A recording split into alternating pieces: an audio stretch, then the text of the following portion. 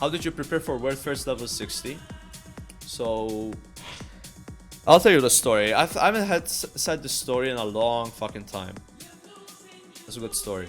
So, it was January 2019. And I came out of the gym. Sweating. It was raining. It was a cold day. 10 degrees. Malta, that's cold. And I'm waiting for the bus. And all of a sudden, the bus arrives. Okay? So yo, hold on. So the bus arrives, right?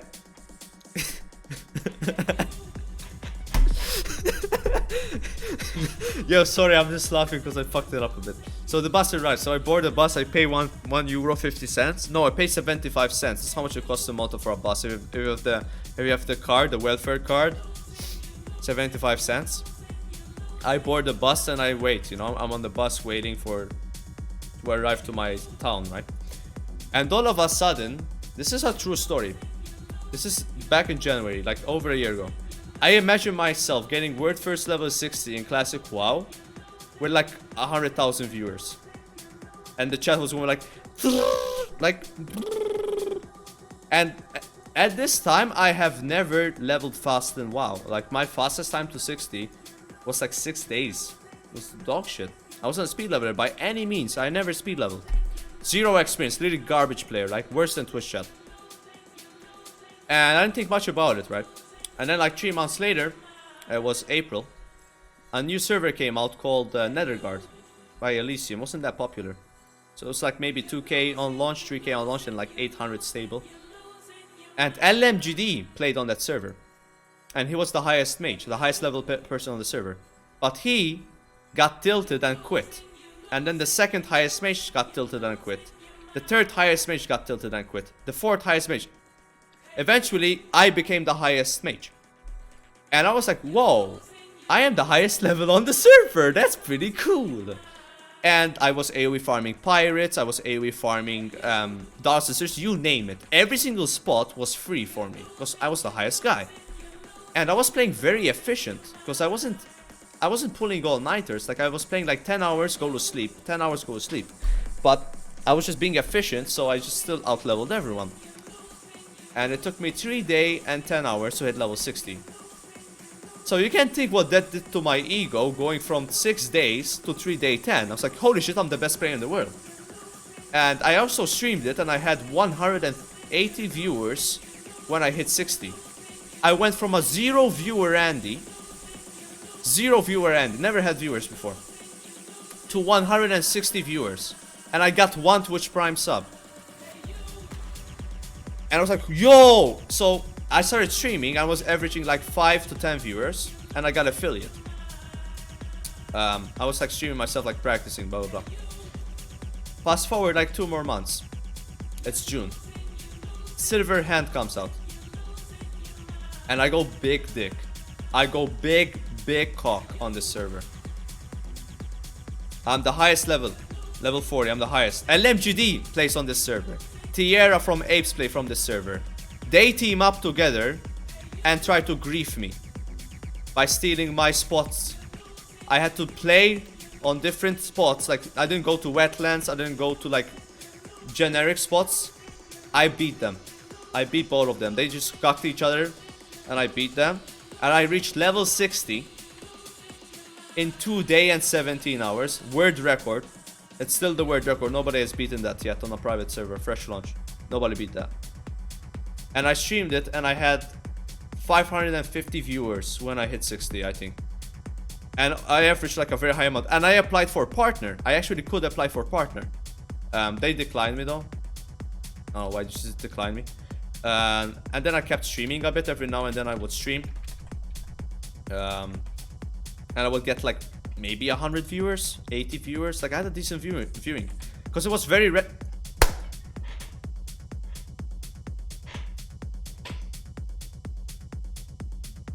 Anyway, so let's just continue the fucking story. I guess I missed that back. And they kind of spread. I couldn't do shit about it. One mob was so in front. I guess he resisted. It's hard for me to talk and play. Yeah, 10 gold next run. How do you guys keep dying, man? How are you dying? Anyway, so I just kept streaming, and then the way I would practice would, so I had my own private server. It's like something called Repack. You make your own server, you copy it, and you're the only guy online.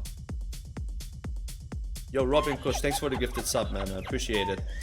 So you would have your own server. You're the only guy. You have GM commands like .level, .xp, .speed, .fly, .item.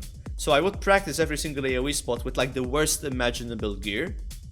So I would be like good at like AoE leveling if I just get unlucky on launch, which I did get pretty unlucky. I got lucky at the start, but then I got unlucky later.